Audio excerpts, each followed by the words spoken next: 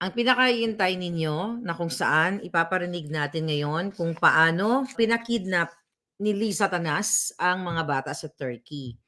Magpipresent tayo ng ebidensya ngayong araw na ito. Babalikan po natin yung kwento tungkol sa extraction. Last year, kung saan inilabas ko sa inyo ang pakikipagsabuatan ni Liza Araneta Marcos sa asawa ni Teddy Boy Locsin Jr. na si Louie Locsin. Actually, ito, pinrint out natin ang kanilang messaging. Nakita nyo na to, February 3. Ayan, pinrint out natin yan.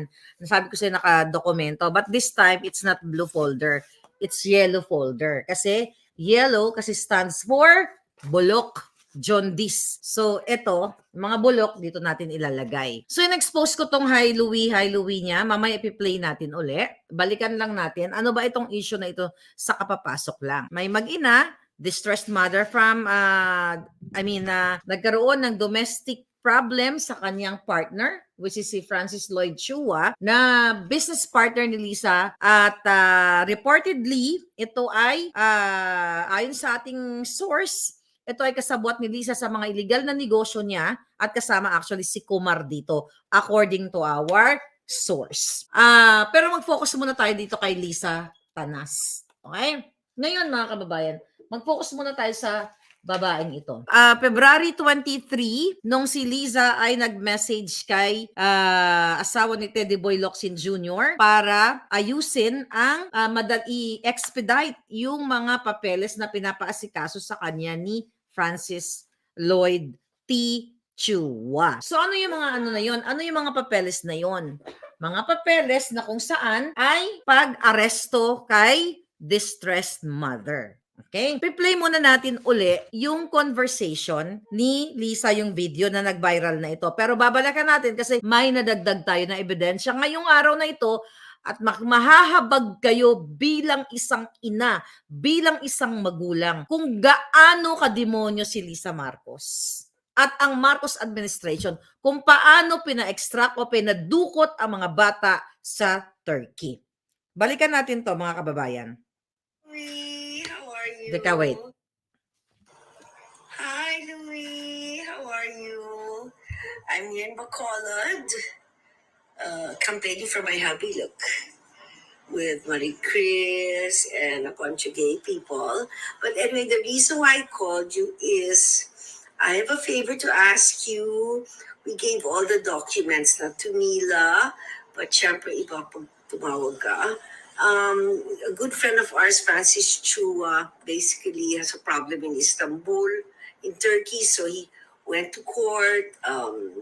The judge issued an order in his favor. So now we're just having everything authenticated so that it can be served in the embassy in Istanbul, right? So Mila has all the documents. I won't bore you with the details, but if you could call Mila and just give it a little push. Everything's above board, don't worry. I'm very good at that. But yeah, that's it. So I hope to see you soon. Okay. Grabe Bacolod. All we did here was eat, and eat. Okay, dear. I'll talk to you soon. Thank you so much. Bye-bye. Okay. So that was February 23 message.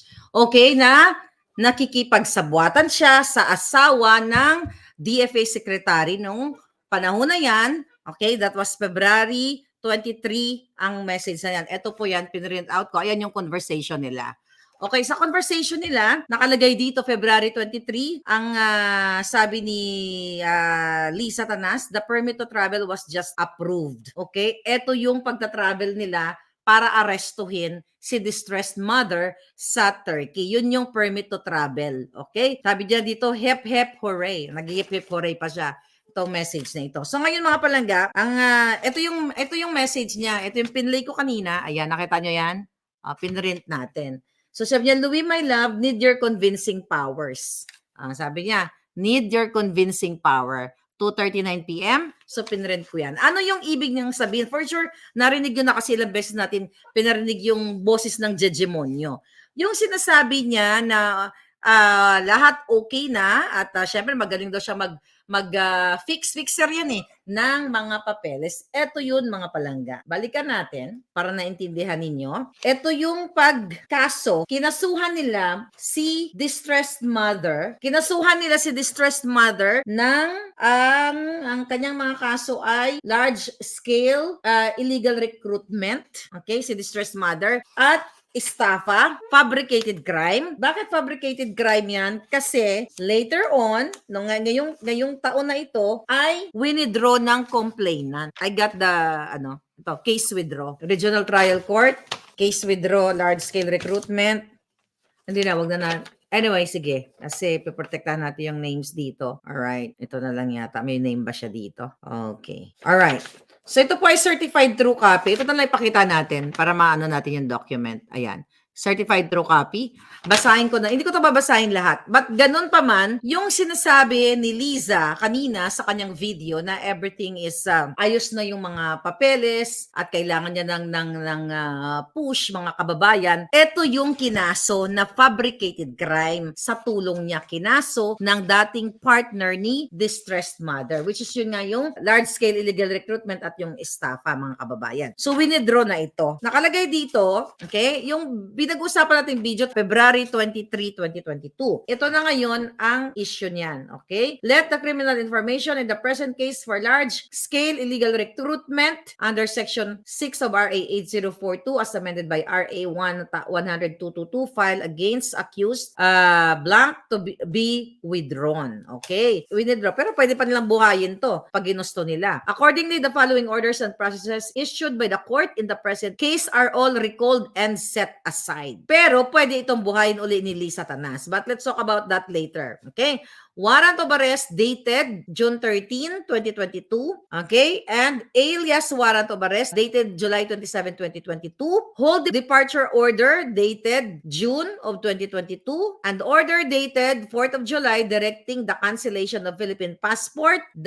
So this is dated February 8, 2024. Sa makatuwid, itong kaso na sinasabi ni Liza na may order na yung court na pumabor kay Francis Lloyd Tichua, mga kababayan, ay na-withdraw na. So, ibig sabihin, pinahirapan ni Lisa Marcos, ni Francis Lloyd Tichua at iba pang mga kasabwat na bigyan ng traumatic experience ang mga bata at ang ina ng mga bata at guluhin ang buhay nila sa Turkey at ngayon nga ay nasa Europa na yan. Yung sinasabi ni Liza na naayos na ang mga na pumabor kay Francis Lloyd Tichua na business partner niya sa kanyang mga illegal na negosyo sa loob ng gobyerno, according to our source na nagbigay din ng mga dokumento sa atin, mga kababayan, ito yung mga kaso, ito yung mga ginawa nila.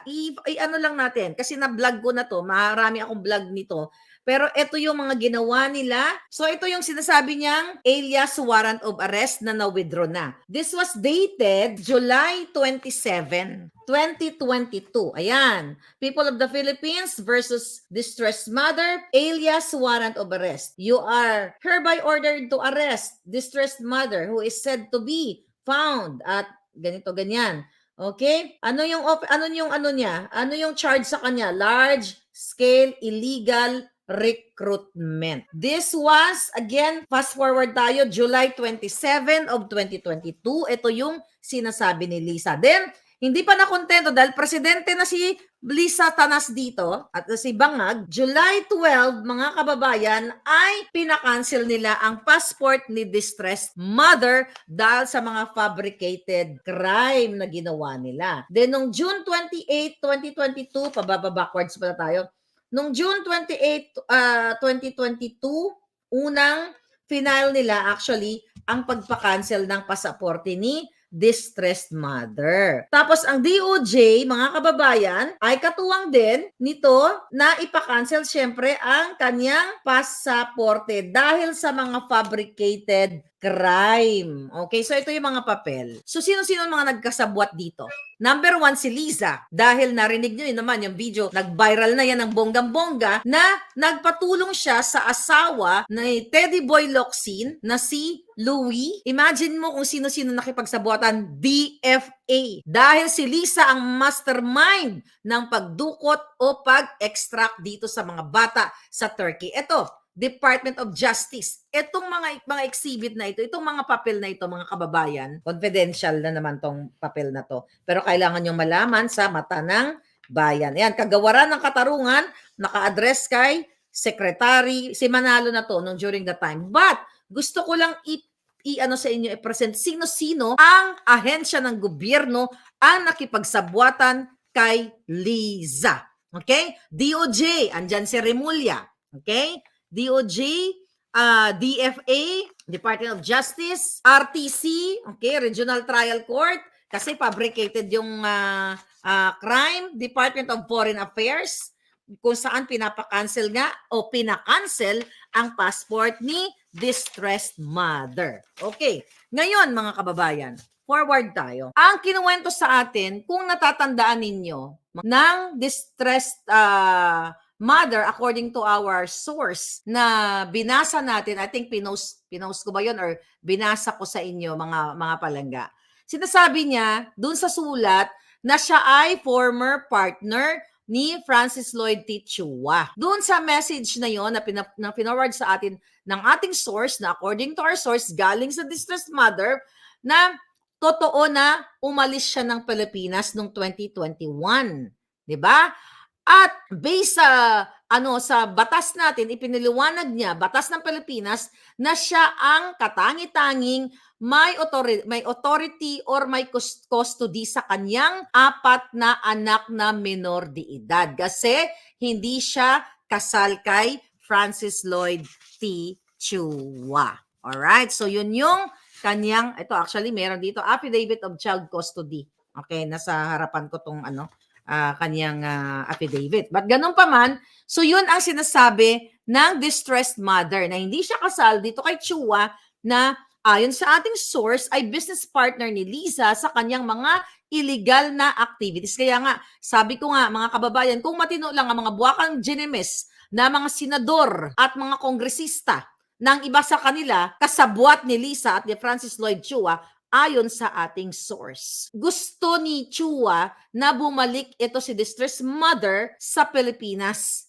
kasama yung kanilang mga anak. Pero dahil tinatakot nga siya, di ba? Tinatakot-takot siya at nagkaroon ng itong distressed mother, kaya nga siya distressed kasi inabuso siya. Physical, emotional, psychological, abuse siya nitong kanyang partner based sa kanyang reklamo o case na in-escalate niya doon sa Europe kung saan ay protected siya ngayon, mga kababayan. But during that time, umalis nga sa Pilipinas noong 2021, which is yung nakalagay sa letter niya, at nung nasa Turkey na siya, ay gusto siyang ipa-deport ng kanyang partner. Diba? Nagkaroon sila ng domestic issue. Okay? Dahil sa pang-aabuso nga, hindi naman kriminal ang issue actually. Ito'y issue ng mag-partner. Pero nakialam ang First Lady Satanas. Diba? Narinig yun naman sa video.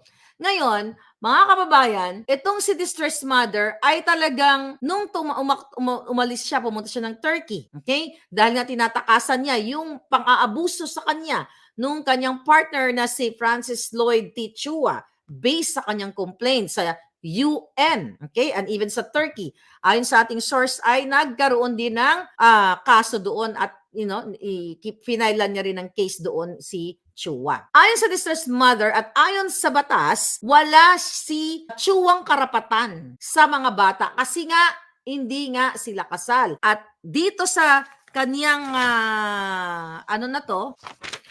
custody, affidavit of child custody, binanggit niya dito, okay, na distressed mother na in what's this? Article 176 of Executive Order number 209 as amended by Republic Act number 9255 provides that illegitimate children shall use the surname and shall be under the parental authority of their mother. Yan ang inilalaban niya. And in Renalyn Masbate et al. Versus Rique Relucio, GR number 235498, 30 of July 2018, the Supreme Court ruled, as a general rule, the father and the mother shall jointly exercise parental authority over the persons of their common children. However, insofar as illegitimate children are concerned, yun ang nilalaban niya.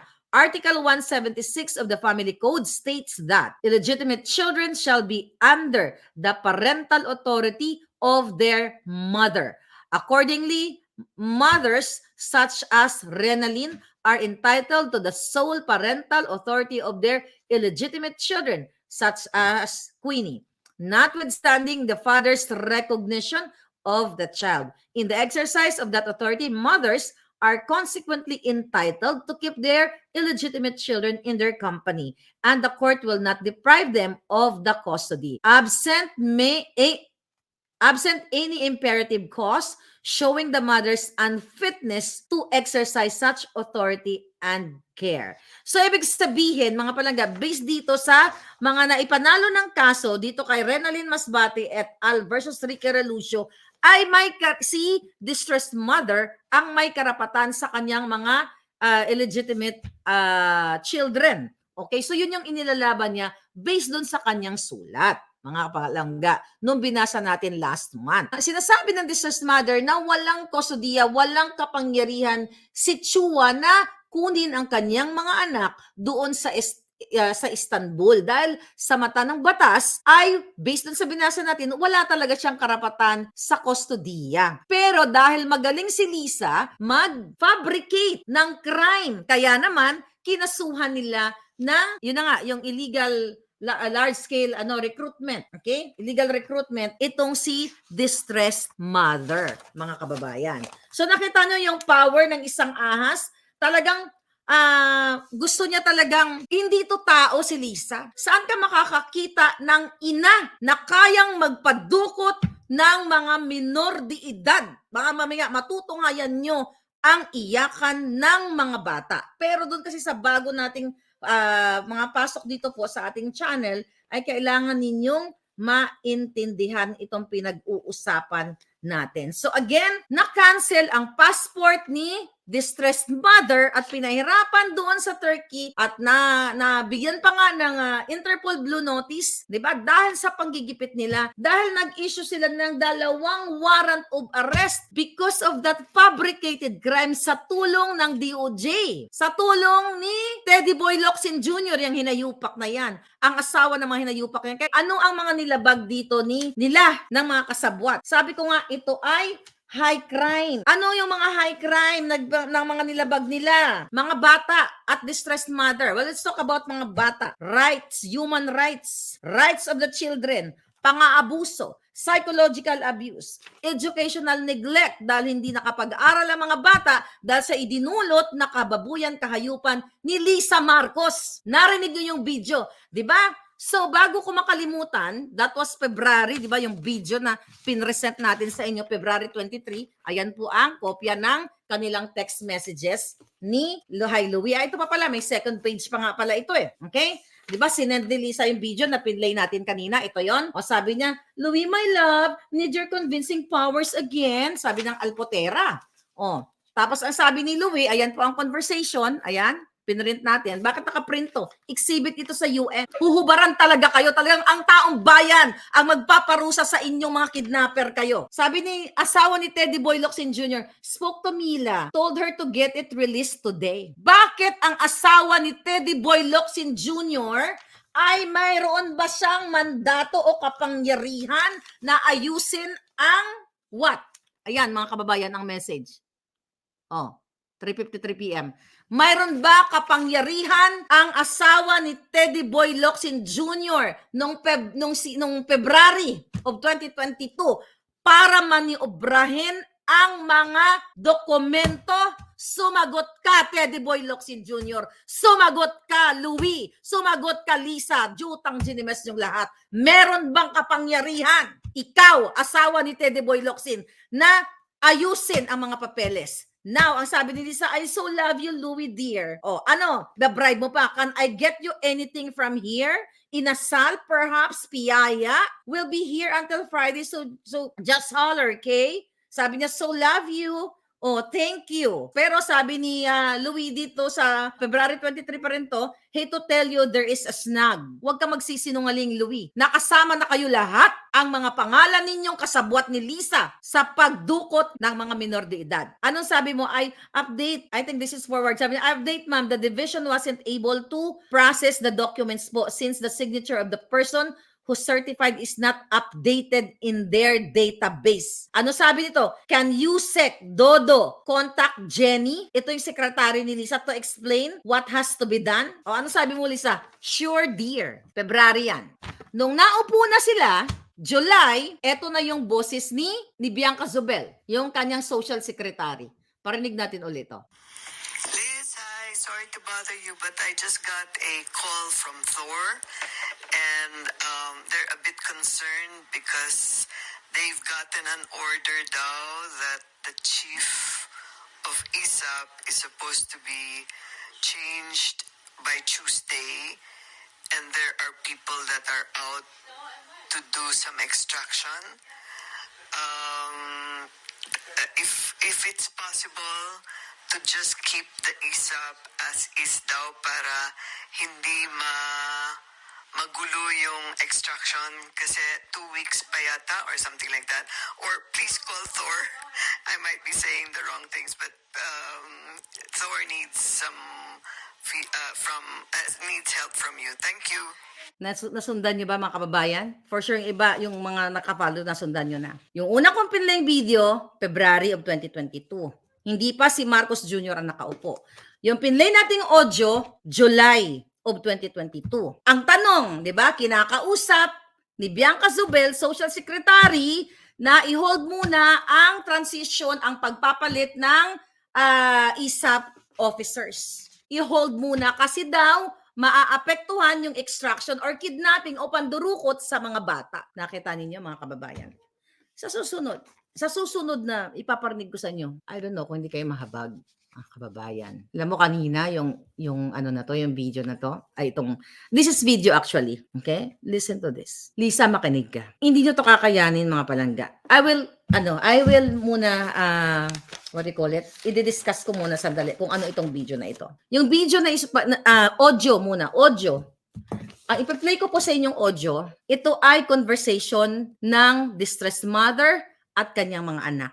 Ano nangyari dito? Isang araw, noong August 23, nananahimik sila sa kanilang bahay. Although, tuloy ang panggigipit ni Lisa Marcos at ni Chua, yung partner niya, kinatok sila ng pulis. Ito ay nangyari sa Turkey, okay? Kinatok ang mag-ina. 4 niyang anak, nanay, kinatok sila sa kanilang bahay ng mga pulis sa Turkey. At ang sabi, sila ay mayroon lamang na kukunan lamang sila ng statement, okay? Since they're undergoing, okay, sa kanilang mga papers doon at dahil nga sa mga kasong itinanim, pinabricate ni Lisa at ni Chua at ng DOJ at ng DFA, lahat ng kasabwat dito, pumunta ngayon sila sa pulis na ang expectation nila ng mag-ina ay i-interrogate lang sila, maitatanong lang sila regarding sa mga case na hinaharap nila. But lingid sa kaalaman ng 4 na bata at ng kanyang ina ay nakaprograma na pala ang extraction, which is yung pinag-uusapan doon kanina, ang sinasabi ni Bianca Zubel. Kailangan nyo na itong mapakinggan. Mamaya ko na-explain ng iba. Lisa, makinig kang General. Marcos Bangag, makinig ka. Makinig kayo, lahat, senador, kongresista, lahat ng tao sa gobyerno, lahat ng tao sa Pilipinas, lahat ng Pilipino sa buong mundo. Makinig kayo kung ano ang ginawa ni Lisa Marcos, ni Chua na panggigipit sa mga minor de edad. What do you mean? I don't know, baby. The government could not do anything about it. My process is not insufficient. Is a process or illegal? Okay. Stop ko muna.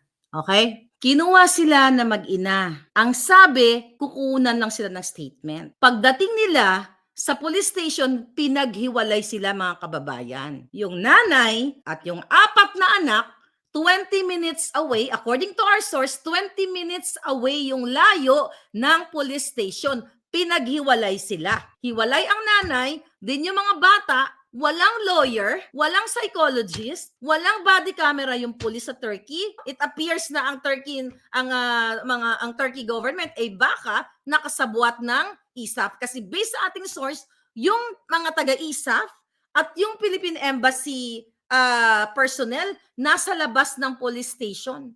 Ano nyo po, i-absorb nyo. Ito ay iyakan ng mga bata. Nung dinampot sila sa bahay nila, pinaghiwalay. Ito ay utak ni Lisa Marcos. Utak, siya ang may utak. Pakinggan niyo ulit ito. Maiksi lang po ito. What do you mean? I don't know, baby. What are you waiting? Okay, sabi ng ating source, yung mga bata, gusto nilang makasama yung kanilang nanay. Pakinggan niyo muna, tsaka natin explain. My process doesn't know this so much, but is it process or the illegal?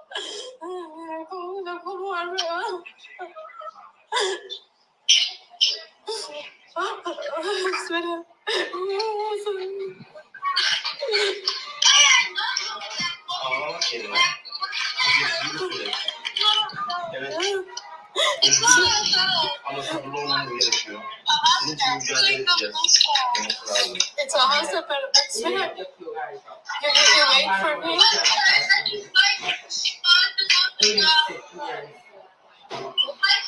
It's not a dog. We're gonna be separated from mom. We can't see mom. Mom, I'm not going there. I'm not going there.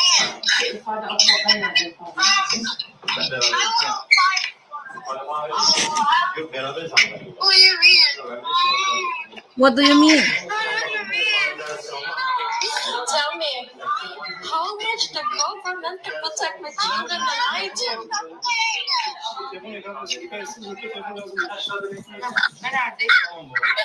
Anak, where are you, Anak? Are you in the police? Are you still there? If police force give the phone, after the dormitory, you can talk with them. After. If police force can take phone. Okay. So now you keep the phone. Ang sabi, itago daw yung telepono kasi baka kunin ng pulis. What are you doing? So say them. Save your batteries so that. Kendi sakinleşsin de onlar da sakinleşsin. Nagkarugtong yan mga palangga. Medyo malabo yan pero in-explain sa atin ng source kung ano yung mga sinasabi ng bata. Sinulat po natin. To. Say them be calm and keep your calm.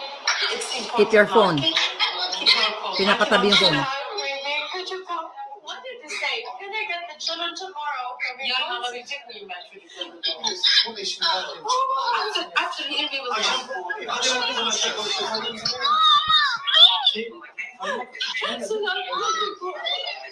Ma'am, please don't leave us. Yes, but okay. Mom, please, Mom. Wait. Sweetheart, could you calm down for a while?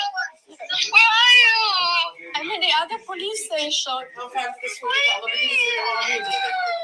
Baby, I know. Please calm down, sweetheart. we have to give a statement. Calm down, anak. Calm down. Nag-iiyakan yung mga bata. Lisa, tang ina ka, hayop ang demonyo ka. Calm down, sweetheart.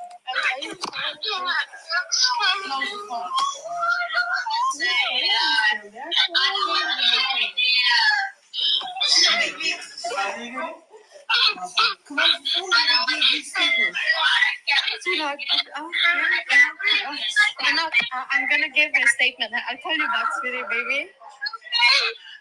Don't this phone, sweetheart. You're the mother now. I'm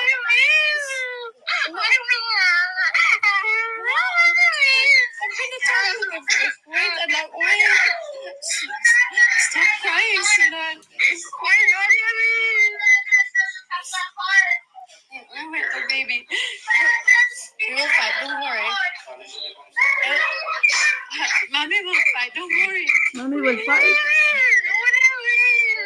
kanyang bata. What do you mean? Can you speak to Kuya Shadi? You're leaving us?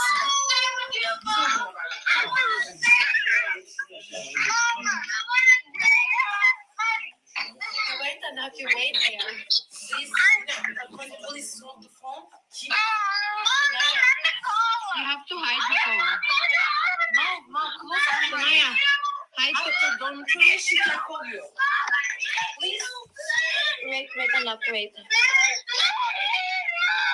Don't leave us, sabi ng mga bata. I'm sorry. I'll call you back, anak. I'll call you. I'll call you.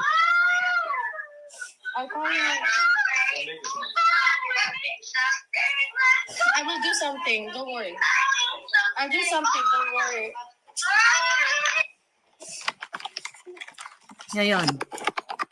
Ngayon, sabihin nyo, tatahimik pa rin kayo? Ano sabi ng mga bata? Medyo malabo lang dahil, nakita nyo naman yung video, yung kanilang conversation. Magkahiwalay sila sa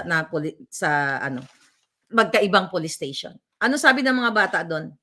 I want my mom. Okay? Sabi dito, what do you mean, mom? Don't leave us. You're leaving us.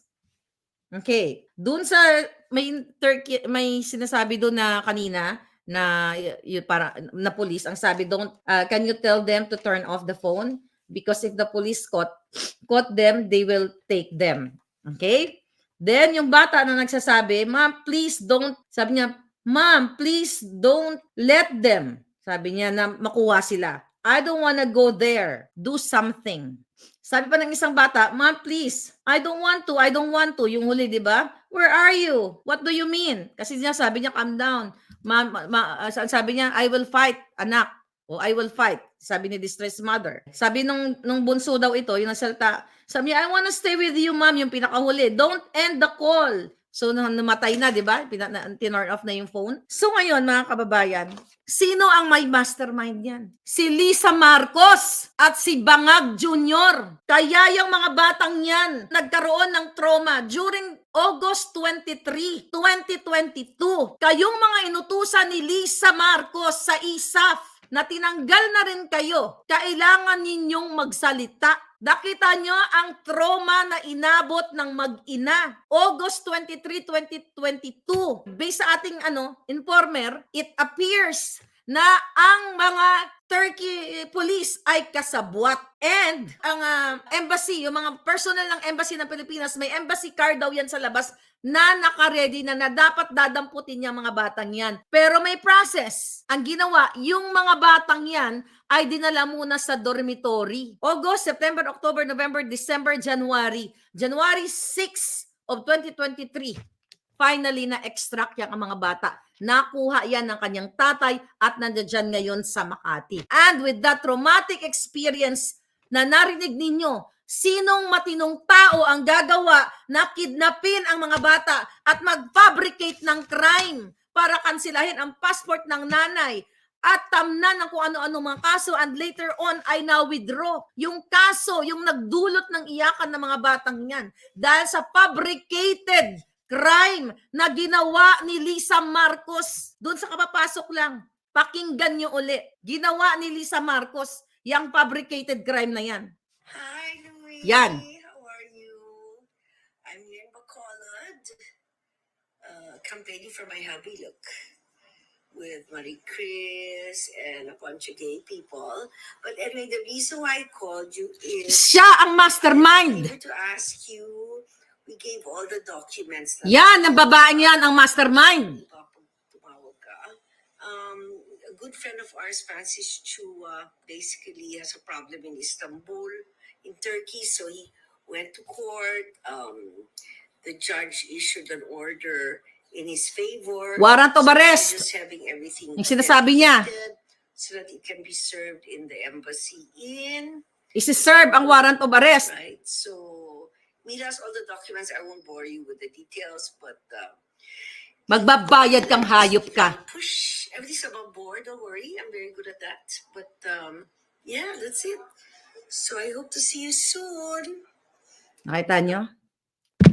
Nakita niyo mga kababayan? Yan ang ginagawa ngayon ng gobyerno. Kaya naman, lahat ng mga rally, lahat tayo ay kinakancel. Fabricated crime ang ginagawa kay Glenn Chong na mga disbarment complaint, gumagamit siya ng tao. Ngayon, yung sa akin, kay General Macanas, at now si JM, si Agent Morales na inuutusan ni Lisa. Ayon sa ating source, si Kumar nakasuhan yung tatlong nasa video, nasa CCTV na kung saan na binabanggit doon na si Lisa ay mastermind ng pag-aareglo o panggugurgur later on. Ang kapal ng mukha ng buwaka ng inang babaeng gobyernong ito, yung babaeng ito at ang gobyernong bangag na utusan pa si Kumar, nakasabwat din dito ayon sa ating source sa extraction. Marami sila, pero isa-isa lang kasi para maintindihan ninyo. Fabricated crime lahat. Ngayon, bayan. Ngayon, mga religious group. Narinig nyo ang iyak ng mga bata at hanggang ngayon nagsasuffer sila. Ano ang mandato ni Lisa Marcos? May kapangyarihan ba siya noong February 23 na utusan ang asawa ni Teddy Boy Locsin Jr. na i-expedite, na ayusin ang mga papeles para iserve ang warrant of arrest kung yan ay legal? Kung legal yan, bakit hindi idaan sa tamang proseso? Bakit nakikipag-usap sa asawa ni Teddy Boy Locsin? At definitely si Locsin Jr. din ang magsasign yan. Kaya magkakasabwat sila sa pagkidnap ng mga bata. Nagwagi ang mga kasabwat ni Lisa na makidnap ang dalawang bata. Nandyan ngayon sa Pilipinas. And that fabricated crime ay withdrawn by the complainants this year, February 8, 2024. See? Kasi gawa-gawa lang. Pero yung idinulot nila na detain ng mga bata, hindi nakapag-aral, pati yung nanay nakulong ng, I believe, 1 day because of this fabricated crime na ginawa ni Lisa Marcos, mga kababayan. Yan ba ang patwitams-tweetams na mukha ni Lisa na akala mo nag-akap-akap dyan sa mga bata, dyan ginagamit nila sa kanilang mga PR? Baka dukutin ni Lisa lahat ng mga anak ninyo. Iparinig nyo sa inyong mga kaibigan, iparinig nyo sa inyong mga anak kung gaano kasama ang gobyerno ni Bangag. Alam ni Marcos Jr. yan. Nakita nyo naman, si Lisa lahat ng mastermind. Inutusan ng ISAP. Kumusta kayo dyan, mga sir, mga ma'am? Aantay nyo pa na kayo ay dudukutan ng anak ni Lisa? Si Lisa, dudukutin yung mga anak nyo? Kailangan ninyong magsalita. Lahat kayo dyan, gugurgurin. Tignan nyo, nagpadala ng may mga batalyon dyan sa Davao at may mga tinanggal na 40 officers. Anong hudyat niyan? Marami yan. Pwede yan para kay Pangulong Duterte. Pwede yan, kung ano mang kasamaan nila. Tignan nyo yung mga maisog rally ninyo. Tignan nyo kayo. Kayong mga men and women in uniform, pinagbabawalan kayo mag-cellphone. Pina-floating kayo. Pag hindi kayo nagustuhan ni Lisa, itatapon kayo sa mundo, kibok-kibok. Ito, yung mga bata, pinakidnap niya. Narinig nyo sa video. Indirectly, hindi siya kumuha, hindi siya ang dumampot sa mga bata, pero siya ang nag-utos. Siya ang nag-conspire. Siya ang mastermind. Huwag sana mangyari sa inyo na kayo na ang susunod na biktima ni Lisa at ni Bangag. Ang mga bata ngayon nagti-therapy. Even yung mga bata, okay, 2 lang yung nakuha niya. Yung 2 nandoon sa Europe ngayon. At patuloy na hinahunting ni Lisa Marcos. Kasi nga na-expose ito.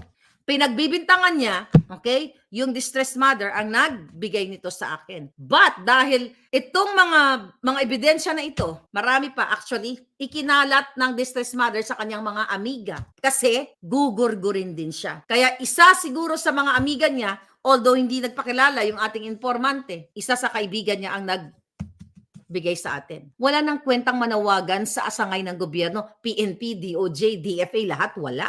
Hawak, magkakasabot sila eh. Kanino kalalapit? Sa taong bayan.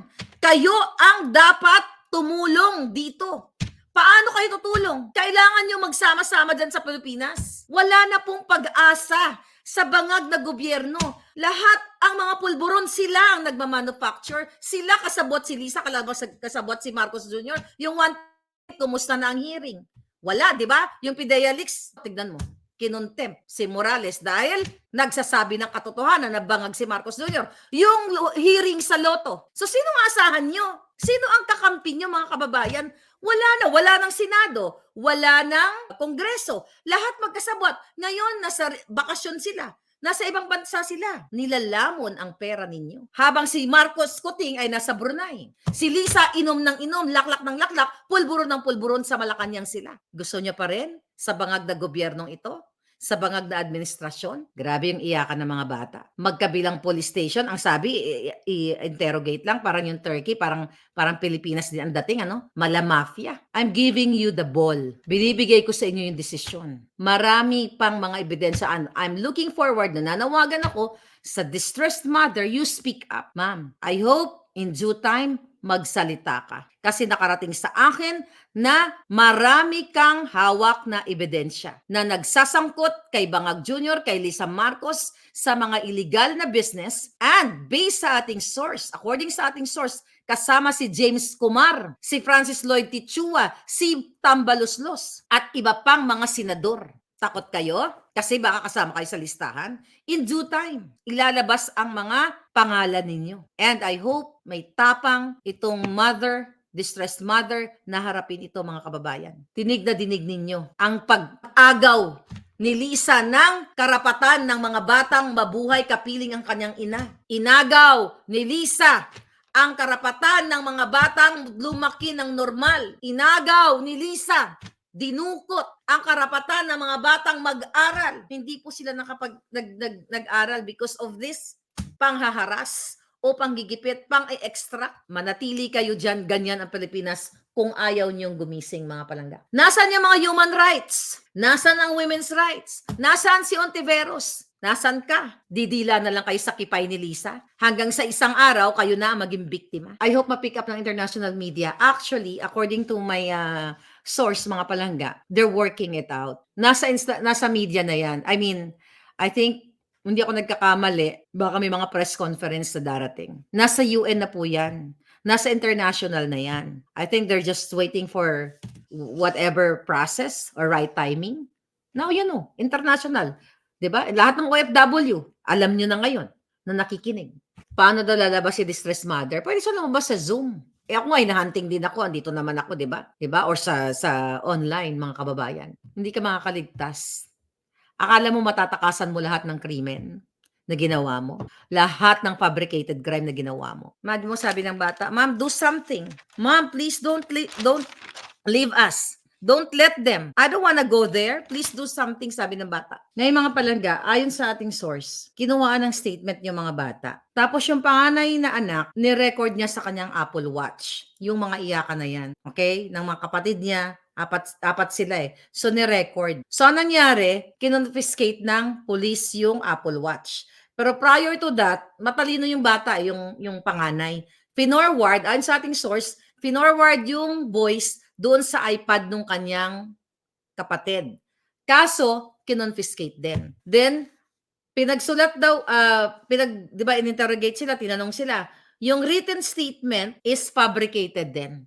Iba, ayon sa ating source, yung kinuha na statement ng mga police, ng mga Turkish police, which is wala daw body cam, walang